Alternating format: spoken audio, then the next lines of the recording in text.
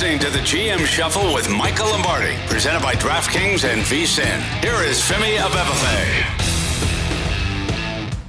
Welcome to another edition of the GM Shuffle with Michael Lombardi, presented by DraftKings and VSiN. I'm your host, Femi Abebefe. As always, make sure to subscribe, rate, and review wherever you get your podcast. Our producer, Elliot Bowman, with us on the ones and twos. And Michael, it's almost as if the Miami Dolphins saw our rundown, but prior to us having this conversation here, because just before taping this podcast, we saw that they've now given out a nice-sized contract to wide receiver Jaylen Waddle, 3 years, $84.75 million, includes $76 million guaranteed. So Jaylen Waddle gets a nice payday. We know a lot of receivers, and we were planning to talk receivers today and these contracts before this news even came out, but it kind of ties into what we've discussed with Tua and Waddle and what the Miami Dolphins want to do from an offensive standpoint and how they're allocating their salary cap resources.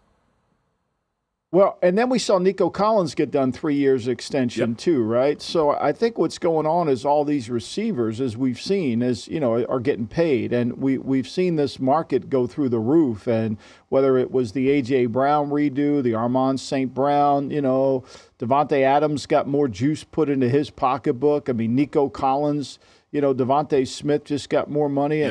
But all these deals are not going above the 30 mark, right? St. Brown did.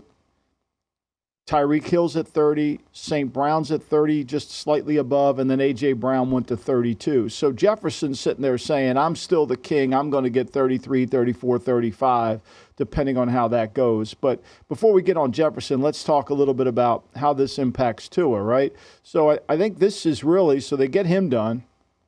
And so now you got Tyreek Hill taking up about 12% of your cap. They have Xavier Howard taking up 10% of the cap. He's not even on their team because they took the pay charge. Tua accounts for $23 million of a cap hit, right? He's 9% of their cap. So eventually they're going to do Tua. And when they do that, then all of a sudden it's going to get interesting on how much depth they can have, because that receiver room and the quarterback room, which is their team, right? Which is their team, is going to eat up a lot of the cap. Can they afford then Bradley Chubb? Can they redo Jalen Phillips if he's healthy? What are they going to do with Javon Holland, who's a really good player? These are all questions you kind of want to ask yourself, like, where's this going and how can they maintain it? Now, we know the cap's gone up, and that $20 million extra cap money that everybody got is getting spread out to the players. And these deals for these receivers, everybody's been able to blow through the $20 million deal. And I think, to me, if you're Mike Evans, I think you signed a deal way too early. I mean, Mike Evans is at $20 million. You signed a deal way too early. Yeah, that's a bargain for the Tampa Bay Buccaneers, especially a receiver who's as accomplished as Mike Evans, who's putting together quite the career with 1,000-yard receiving seasons every single year. From Miami's standpoint, though, like you mentioned, the cap is going up, so they should be able to fit this under the cap. But we know that they want to sign Tua at some point. Isn't this overkill eventually in terms of quarterback, wide receiver 1, wide receiver 2? These guys have so much money is allocated to just those 3 players. Like, how do you build out the rest of the roster when you have this going on right now? Like, I don't see how you can get those defensive guys signed, at least from an economic standpoint, to be able to keep the rest of the roster and have something from a depth standpoint. Like, you're putting a lot of pressure on just having to draft and knock the draft out of the park each and every year, it feels like. You got to really draft well, and you got to hit with guys. And like Morset, I mean, they're paying him very little money. I mean, I think he's on their cap for $3 million. He's one of their best players. They got Achun in the draft, who's obviously a good player, but they've decided they didn't want to sign Wilkins, right? Their best defensive tackle, who's a really good player, but they let him walk away because they needed to give it to the offensive guys. And if you're sitting in the Miami offices, you're saying, okay, that makes sense because our quarterback is dependent upon these 2 receivers badly. Right? When they're in the game, 80% of the offense, maybe more, goes through them. And you can easily indicate, we've said this on the pod before, if you just watch where they're aligned, where Tua wants to throw the football, the offense isn't that complex. It's RPOs, here's what we're doing, here's where the ball's going to be. I mean, the Eagles, as bad as they were in their secondary last year, as bad as they were able to corral Miami because they game planned around drops. They knew where the ball was going to be thrown. And, once you do that and you get a handle on it, McDaniel, he can run the football, but it isn't like he's going to sit there and just jam it down your throat. So for me, I think for me, I mean, Philly held them to. I think Philly held them to 17 points and 244 yards in that game. And think about it. One of the touchdowns was a and defensive touchdown. that's not when Philly was playing good. Yeah, and Philly wasn't playing good. So, look, and then when they're not on the field, when these receivers aren't on the field, then that's when they'll run the ball because these receivers don't block anybody. They don't block a soul. So it's not like, when you go back and watch Buffalo play Kansas City, one of the things I think that really made Buffalo say, okay, we're out of the Diggs. We'll take the hit on Diggs is those two young receivers were doing everything they needed them to do. That's why they ran the ball for 182 yards in the game. So, look, Miami's down the Tua road. They're going to pay Tua. They'll probably make him the highest paid quarterback. So they got to put the money in the receivers. It's going to keep going down that road because at the end of the day, you and I both know Tua alone isn't good enough. No, he's not one of the guys that's going to be the table setter. It was a combined 275 targets for Tyreek Hill and Jaylen Waddle last season. That was 50% of the passing attempts for the Miami Dolphins last year. So it went to Waddle or Tyreek. So clearly these guys are a big part of the offense, and they're paying them. They're the big part of the offense. For me, I just always wonder, it's like, man, if you had those guys and now you're paying them, it didn't work. You were one and done. You want to double down on this? That's kind of been my whole thing. It's like, don't we want to try something different here for Miami? But I guess that they think that this is the path forward for them to be a successful team. Conversely, I'm interested in what's happening with Cincinnati because both Jamar Chase and T. Higgins did not show up to OTAs. Bengals aren't worried about it. I don't think anybody should be worried about it. It's OTAs. I'm sure both guys will be there for minicamp, but they're in search of contracts. How, do you think Cincinnati will handle this differently than what we've seen from Miami with Joe Burrow at quarterback? Chase, I'm assuming they'd pay him, but the Higgins thing, that's been a storyline throughout this offseason for the Bengals. They're not going to pay Higgins. They're going to let Higgins go in there at the $21.8 million that he's going to get. Then he's going to become a free agent and make a pretty good payday because he, I think, is a number one receiver. He's a better receiver than Ridley. He's a better receiver than Pittman. He's a much better receiver than Debo. Debo's a running back that plays receiver. No disrespect to Debo, but Debo's a good player. But on third down on the outside, Debo's not the guy that wants to make the play. I mean, Higgins can do that, especially if the coverage is rolled away from him. So I think that they won't do that. I think they'll pay Chase. I think the Chase market, and whether he comes or not, look, I think the biggest misconception we have in the NFL today is when we're sitting here and every day we read, well, this guy didn't come to OTA or this guy didn't come to the minicamp or all that crap. Who cares? Like, who cares? We're acting, this is what we typically always do. We act based on the old rules. So the old rules were you could hold out and have no consequences. Well, you can't hold out anymore, right? You can't hold out. Somebody was saying, I think it was on McAfee yesterday, where Mekhi Parsons is probably not coming in until he gets a new deal. Why? He's got a contract. He's coming in. Yeah, he'll be there. He's going to lose how much money per day? No. Right? He'll be there. And he can't do that. And he can't. And he's he's in his third year of the deal, or he's in the third or fourth year of the deal. He can't do anything about it anyway. He's not even in the option year. So, what are they going to do? They're going to eventually get him signed. He knows it. He's trapped. Just like CeeDee Lamb's going to come. He may not come to OTAs, but he's going to come, or else he's going to get fined. He's got a contract. Whereas T. Higgins doesn't have to come. And so I think there's this misconception out there. I know Chris Jones got the money back based on incentives, and they did that for him. But Mike Brown ain't doing that for you, and a lot of teams aren't going to do that for you. So if you want to hold out and miss a chunk of money, you're hurting yourself. Yeah. I mean, Michael Parsons, he was courtside at the Mavericks game. He was courtside at a Sixers playoff game. He'll be there. He ain't losing that money. Those courtside tickets are not cheap, so he'll be there. I think just from a wide receiver standpoint, though, what I think is really interesting, we've had this conversation before here on the pod, but I want to bring it back again since now this is the offseason of the receiver. At some point, isn't there going to be a cap on what teams are willing to pay these guys? Like Jefferson wants the massive contract. I'm sure CeeDee Lamb wants a big one. Jamar Chase wants a big one. All these guys want to outdo the other ones. Why it's kind of we're playing this game of chicks in here. Is there going to be a team that says, we're just going to recycle through? The NFL draft, college football has been giving us a lot of receivers, and these guys are productive immediately. Yep. This is not 20 years ago where it was year 3 for the receiver to start seeing the big-time production. These guys come in, and they're getting 1,200 yards as rookies. Which team is going to say, let's just treat this like the running back position and just cycle through, guys? We're not giving you a second contract. We're going to go ahead and just draft cheap labor. I think the team that has really stability at quarterback. Already seen the Chiefs do it. We've already seen the Chiefs do it. Yeah. The Chiefs have done it. Minnesota's done it.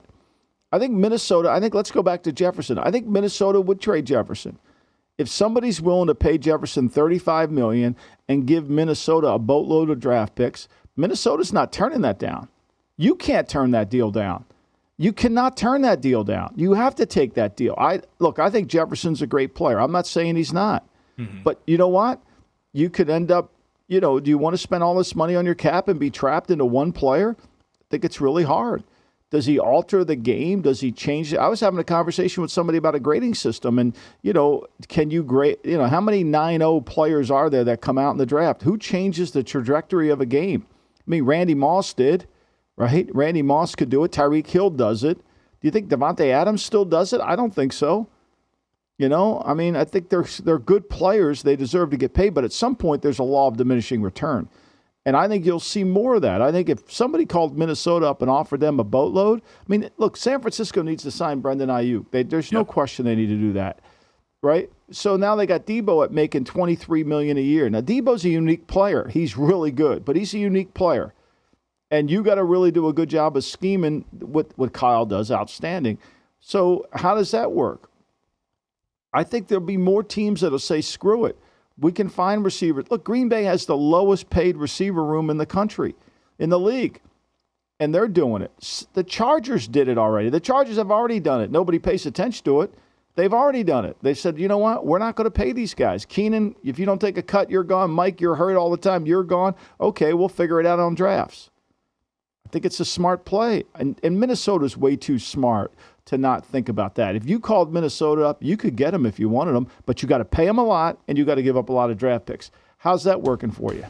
Yeah. We've seen teams go ahead and do that, like Dolphins trading for Tyreek Hill, Eagles trading for A.J. Brown. But while Minnesota was able to do it, trading Stephon Diggs to the Buffalo Bills to then draft Justin Jefferson, we all saw the Titans' case of trading A.J. Brown to the Eagles and drafting Treylon Burks.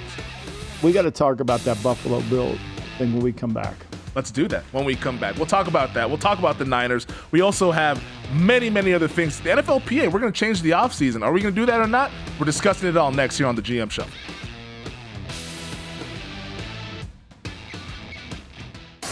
You're listening to the GM Shuffle with Michael Lombardi, presented by DraftKings and VSiN. Here is Femi Abebefe.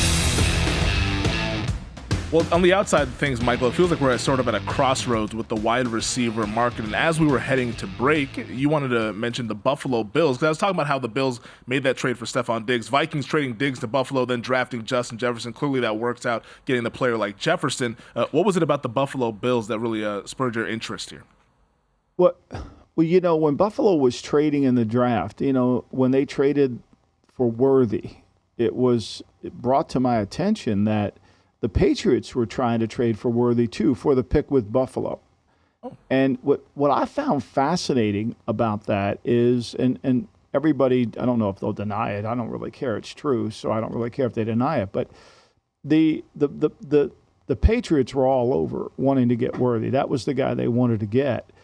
And Buffalo decided to take the deal for the Chiefs, for knowing they were giving up Worthy. I think it was common knowledge that both teams were competing for Worthy. And even if the Chiefs made a better offer, why would you do that? Why would you send a player to your opponent, your main opponent, as opposed to sending the player with a rookie quarterback and essentially 3 years away from really becoming a good team? Why would you do that? Even if it was a less offer. Right, I'm sure it was probably done by the chart, and I'm sure Kansas City probably sweetened the deal. I've got to go back and look at what the actual trade was. I will. But why would you do that? Why would you say, okay, I'm going to take, is that extra sixth really worth it if this guy comes in the league and blows past your corners for a touchdown when you win, especially considering that, that I just went back and watched that game again, Kansas City and Buffalo, that has to be one of the most bitter tastes in your mouth. Even the 13-second game, losing that game for Buffalo with all the things that they had going for them in that game. They get the break of the fumble after the stupid fake punt that they called. Hardeman fumbles out of the end zone that saves them. I know they missed a 44-yard field goal, which would have sent the game to overtime. But I said it then, and I'm going to say it again. That was the hardest game the Chiefs played in the playoffs. That was the hardest game because Buffalo was running the football at them. And it was Allen's runs, and it was also Cook's runs. But to me, to give your opponent that, is it really worth an extra fifth? I mean, Al Davis would have told me to he would, he had a rule, don't trade in your division and don't trade to your opponents. But this would have been one where, he would have never traded, but that's beside the point. But he would have picked the lesser of two evils. Yeah. It is interesting that the terms on the deal was, so Kansas City got the 28th overall pick, a 4th rounder, and a 7th rounder in exchange for 32, which went to Buffalo, with a 3rd round pick and a 7th round pick is what the terms of the deal for the Buffalo Bills. And Buffalo ended up even trading down, they traded to 33. After that, they traded again, 32 to 33 when Carolina moved up and then took But are all those picks really going to work? Was it really – if Worthy's as good as – now, everybody says to you, Worthy's plays bigger than 160. He can run more routes than just a vertical route, right? He's got a route tree in his game, and he's tough. So let's just say he becomes, in a year or two, the new Tyreek Hill for the Chiefs. Was it really worth it? I'm not saying Buffalo should have taken him. I'm not saying that at all. Buffalo had their own way, and I respect whatever decision I'm just saying, why do you give him to the Chiefs? Well, would you want to give it to a team that you'd play twice a year in New England? Even though New England obviously is much further along from contending. I definitely would have. I'd rather have them play in New England with no quarterback than have them play for a team I got to beat to get to the Super Bowl. Look, I can't beat Kansas City. If I don't beat Kansas City, I'm never going to have this Super Bowl. And I've been this close to doing it. I'm 13 seconds away from doing it. And then I'm a 44-yard field goal away. And that game, they dominated. They couldn't stop the run. I get that. A.J. Klein was terrible in the game at linebacker. I know they were hurt and had some guys beat up. But so did the Chiefs. Chiefs lost, their starting safety, Mike Edwards, who's now on Buffalo's team. So, you go back and watch that game, though. Buffalo should have won that game. Their red zone killed them. Their red zone offense killed them. Yeah. It's same story, different year for the Buffalo Bills when it comes to the Kansas City Chiefs. They probably outplayed them, but they lost the game. And Kansas City makes the plays when they had to make them. 100%. They blow a coverage. They give Kelsey a free touchdown. They blow the coverage, right? Give Kansas City, and Kansas City made the plays to at the end of the game defensively that they needed to win. Yeah, getting that pressure on Josh Allen and forcing the short throw there in the end zone. That was one of the plays of the game that I think maybe goes unnoticed now that we're so far removed from it. We will get to the Kansas City Chiefs a little bit later on. Michael, I know you wrote about that on vsin.com, the Chiefs and their prospects of doing what no team has done in the Super Bowl era of the National Football League, and that's win 3 Super Bowls in a row. But I did want to ask you about the 49ers because Juwan Jennings, he got a 2-year contract, reported up to $10.5 million guaranteed. Not a big headline move, but I think a lot of people see that and say, okay, well, when's the deal coming for Brandon Ayuk? Ayuk, the number 1 wide receiver for the San Francisco 49ers, Brock Purdy's favorite target. He had a breakout season last year, second-team All-Pro. Are we going to see the Ayuk deal at some point? And where's this 49ers wide receiver room shaking out? I know they drafted Ricky Pearsall in the first round, but that probably isn't too pertinent as what's going to happen this offseason. Well, I think Ayuk is technically, he's still under he's in the 5th-year option. So where's he going? He's under the same thing we've been talking about. He's going to get, is he going to get fined and not show up? Look, he had a great year. He had a really good year. And I think a lot of this has to get sorted through. There was talk that at the draft that Pittsburgh thought they had made a trade, whether it was for Debo or whether it was for Ayuk, I don't know, but then things kind of fell apart late. But I do think that if you look at the 49ers team, with Pearsall involved, you think Pearsall can play inside. They need an outside receiver. Jennings can play in and out. It's what do you do with Debo at his price and his specialization? See, I think people misconstrue Debo as being an outside receiver. And this is where we get into a whole line of problems when evaluating receivers because we don't understand what it takes to win on the outside. Nobody really does. To win one-on-one on the outside against press coverage on 3rd and 8, and you got to get the route open, you got to be really good out there. It's like in basketball. You got to be really good at defending Luka. You got to be really good at keeping Kyrie from going to the rim. How many guys can do that? Not many. And how many guys can do that in terms of the talent that Luka and Kyrie have? That's what it is. It's a one-on-one basketball game out there. So I think we misjudge that. We think everybody can do that, when in reality, not many can, especially when the coverage is rolled up to it. I just think, to me, that's the dilemma San Francisco's in. But look, San Francisco's in the driver's seat. They're going to have another year with Ayuk at his option bonus year, and they go from there. What is his option bonus here? I'll tell you. While you're looking that up, I'll ask you this question: what are the chances? I got it right here. He's at $12 million. Okay. I mean, they picked up his option. He's basically at $14 million this year base salary. What do you think are the chances that Ayuk, Debo are both on the Niners week 1 this NFL season? I would say pretty high this year. I think the Niners and the Bengals are in the same situation.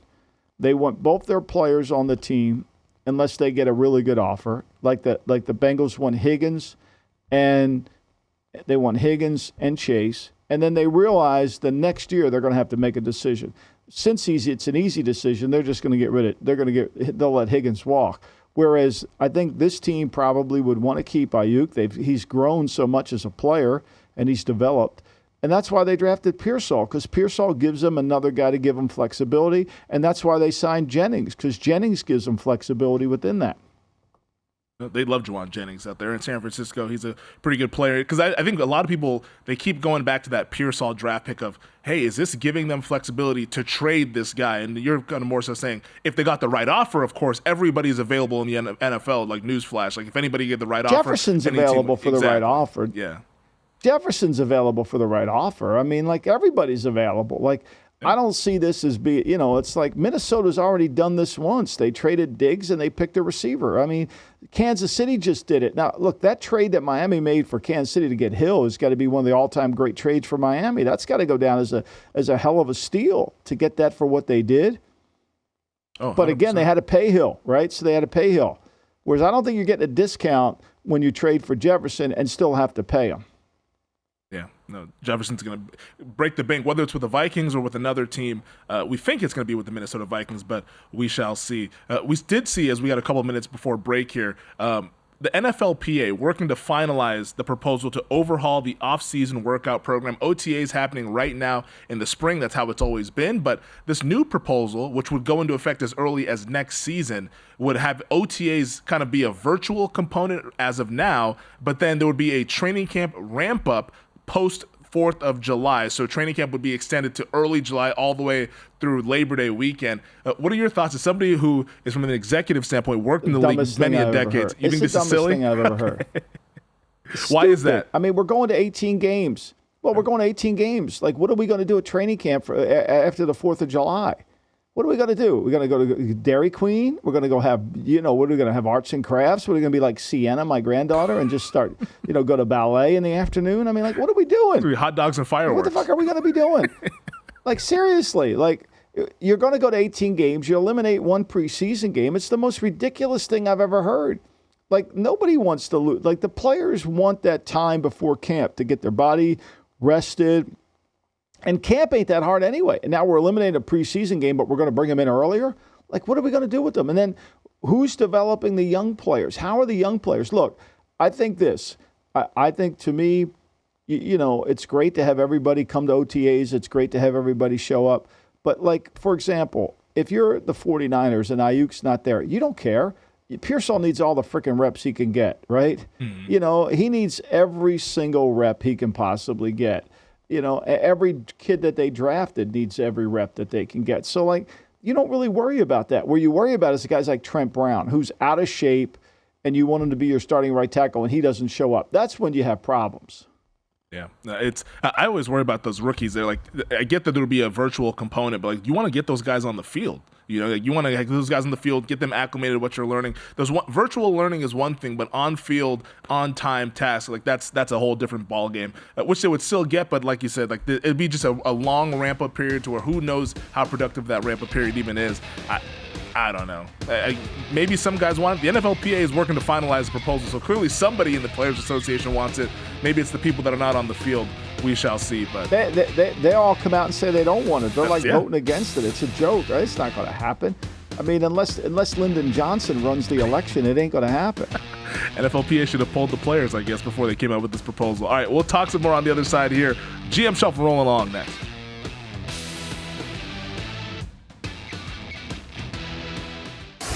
You're listening to the GM Shuffle with Michael Lombardi, presented by DraftKings and VSiN. Here is Femi Abebefe.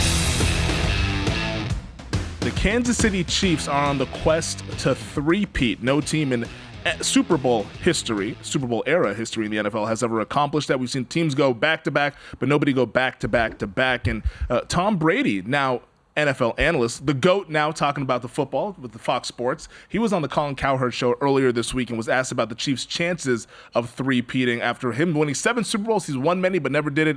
Here's what he had to say about Kansas City's chances of doing it this season. All these teams in the NFL are very competitive. They're all well coached. The margin of error is razor thin. So to win 1 Super Bowl is extremely difficult. To win 2 back-to-back, what the Chiefs have done, I mean, as we know in the history of the sport, nearly impossible. To win 3 in a row, there's a reason why no one's done it. The reason why you haven't won 3 in a row, because it's hard to win 1 in a row. So to put 3 of those together in back-to-back-to-back seasons with drafting last, a very hard schedule, all the turnover in free agency, guys continuing to be motivated, it's a big challenge. Nobody better to speak on that topic than Tom Brady, 7-time Super Bowl champion. Michael, this prompted you to write about this for VSiN.com. If the Chiefs can three-peat, because right now the Kansas City Chiefs are the favorite over at our show sponsor DraftKings to win the Super Bowl. Well, I think what we're seeing, and this kind of it's a derivative of a book that I'm working on researching, is the 5 years in New England from 14 until basically 19, Brady's last year. In that time period, the Patriots went to 4 Super Bowls, won 3, and lost a conference championship game. And then we see the same thing happen from 19 to 24, where the Chiefs go to win 3 Super Bowls, go to 4, and lose a conference championship game. So that block has been dominated by Brady and Mahomes and the teams, because the teams matter. Because Mahomes won MVP in the Super Bowl, but the Chiefs' defense was the MVP of the season if you pay close attention to their year. And so the same thing with New England. I mean, Brady is the lightning rod, but when you hold a team that scores over 500 points to 3 points, your defense is pretty good. So we don't want to go down that road. But what I was trying to bring out in the column was what Brady was echoing about how challenging it is for these teams to stay motivated, for these teams to be able to do it 3 in a row. And when you go through the history of it, Bart Starr couldn't do it with Green Bay. He won 2. Bob Greasy won 2, couldn't do it, even though Greasy got hurt one of the seasons, right? You come back and John Elway, Terry Bradshaw, who got hurt but couldn't do it. Even those Pittsburgh teams, I mean, these last 10 years of dominance by New England and Kansas City, you got to go back to the Pittsburgh Steelers in the mid-'70s to see this kind of domination in terms of repeats and then missing Super Bowls and going to them. So you just take your hat off to Andy Reid and the Chiefs and Mahomes and all that. But I think when you dig deeper into their team, you realize they were fortunate. They had that game in Buffalo was fortunate for them. Buffalo missed a kick. I mean, Buckner made every kick other than 2 kicks inside the 40-yard line all season. He made every 50-yarder. He's 5 for 5 outside of 50. And so, and they were able to get better once they identified how they had to play the game. But now we come into a different era, now a different year, and they have question marks. Who's going to be the left tackle? Will Chris Jones play at the same level that he's capable of playing now that he got the new contract? What's their secondary going to look like with Snead no longer there, right? Can the defense carry him? See, the other thing I think what Brady didn't figure is the reason the teams didn't three-peat isn't because the quarterback didn't play great. There was some other element of their team that kind of fell apart through cap, through the scheduling, through the losing players, all those things. And I think that's something that makes it so challenging. And, I think the Chiefs will be a really good team. They're well coached. They'll be prepared. But are we sure they're still good? Look at their receiver room. Can Worthy come on as a rookie? Kadarius Toney, you counting on him, Femi? I don't think Absolutely so. Not. Right? Rasheed Rice, is he going to be there? I mean, I can't imagine he's there. I mean, I know he's in the OTAs, but is he going to be able to play? And when you look at their team, the line struggled last year to protect, and they turned the ball over. Yeah, and even Travis Kelce, who you've talked about throughout this offseason, Brett Veach can say that Kelce looks like he's 28 right now, but is he going to look like he's 28 in December and January? That's a whole different ballgame. And I think the point about health, and you've outlined that as well, because you talked about that in the article, but they've outlined that saying, hey, Bradshaw was hurt this year, Greasy was hurt this year. It's such an important factor. Like, everybody, like, before the season starts in August, like, hey, who do you think's going to win the Super Bowl? I would say, tell me who's healthy. If you could tell me who's healthy in December and January, I might have a pretty decent idea as to who's going to win the Super Bowl, because not only do you have to be really, really good, if not great, probably great to win the Super Bowl, you also have to be a little bit lucky. And I think back to, you talk about health, I think, but what about your opponent's health? I mean, Buffalo had linebackers 5 and 6 out there in that divisional game against Kansas City. Like, if your opponent is healthy, how does that game go? I think there's so many things that factor into winning. And yes, we see the great ones overcome a lot of it. Brady winning 7 Super Bowls, Mahomes now winning 3 Super Bowls in what is the Chiefs era now in the NFL, but you still need so much good fortune to win it. It's like, what are the chances that you're going to get that 3 years in a row?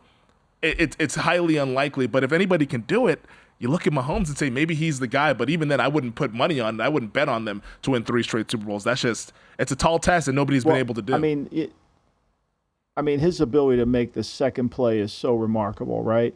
It's like he can move around and make the second play. But I think when you break it, like Buffalo, the one thing about the Buffalo, the divisional round game, neither team had control of the game, right? I mean, both teams are moving the ball. The first half, both teams moved the ball. Buffalo did not play well in the red area. They blow a coverage on defense. But when the Chiefs had to make the plays and run the game, and defensively, when the Buffalo got the ball into scoring position to win the game, and they could have won the game with a touchdown, the Chiefs defense responded and played. I mean, at the end of the day, the Buffalo's red zone or high red zone offense and low red zone offense cost them. And to give the Chiefs credit for that, but it's hard to duplicate that, particularly when you don't know the health of your team, when you don't know you have all the pieces in place. And that's a challenge. That's a real challenge. And I think Reed does a really good job of keeping his team motivated, and Mahomes will keep them motivated. But there's just it's so hard to scale the mountain again. It really is. That's why we've never seen three-peats. I think it's highly unlikely. So when you're making your prognostications at some point this offseason, are you crossing the Kansas City Chiefs off of the list of teams that could potentially win the Super Bowl? I don't think you could ever cross them off the list, but I think you have to have concerns because they have one of the best players. But like the year when I was in New England, we lost to Denver in a conference championship game. We ran out of running backs. We had to sign Steven Jackson late in the year. We had no running backs, and our offensive line got hurt. And in the Denver game, we're still a 2-point play away from getting that game into overtime. So we were able to, because of the team and the toughness of the team, we were able to get there, but we just couldn't finish. I mean, to me, this is Buffalo's moment. I mean, Buffalo has to kind of break through. They have an elite player at quarterback, a guy who does things that are rare to find. And, I think to me, this has to be their shining moment. Can they? I mean, they've got to figure it out. And they got to find a way to do it. For all this conversation about how successful this organization has been, we got Dan Morgan as the GM down in Carolina because he was from Buffalo. Joe Shane's in New York because he was from Buffalo, right? I mean, the Buffalo mantra. This is all. They haven't won anything. They got great rep. They got to win. I think to me, this is their year. They should win. And you look at the tape. They need Milano to stay healthy, but that's a big if. But they need to play better defensively. But last year with the injuries, it was hard. Yeah, I think Buffalo's in that category. Baltimore probably looks at themselves in that category. But those teams, Buffalo, they have the big questions offensively with the reworked wide receiver room and if they're going to actually commit to running the football in this 12 personnel. Baltimore defensively, what does it look like with Zach Orr now that Mike McDonald's in Seattle? And Cincinnati, I'm sure, thinks of themselves in this category saying, hey, we're the only team that's actually beaten these guys in the playoffs. We said we went to Arrowhead and beat these guys in the playoffs. And if Burrow's healthy, we like our chances against anybody, anywhere. So I think it makes for a fascinating fascinating dynamic in the AFC with those three teams if they can emerge, and then maybe somebody else emerges. Maybe Houston emerges. They just traded for Stephon Diggs, and C.J. Stroud was awesome in year one. Maybe they're a team that can emerge as a contending team in the AFC. But we'll see. The Kansas City Chiefs, they're going to try to make history this season, but they have all these hurdles that they're going to have to clear along the way. That does it for this edition of the GM Shuffle. Thank you to our producer, Elliot Bowman, with us on the ones and twos as always. Thank you to DraftKings and VSiN. Subscribe, rate, and review as always. Smash those like buttons on YouTube. There I said smash the like button. Engage with the content. We appreciate it all throughout the offseason. Michael, be well. I'll talk to you on Monday. Well, we'll have a special guest join us on the podcast for everybody, and we're excited to share that podcast with you guys. But until then, be well. Have a good weekend, and I'll talk to you Monday. Thank you, Femi.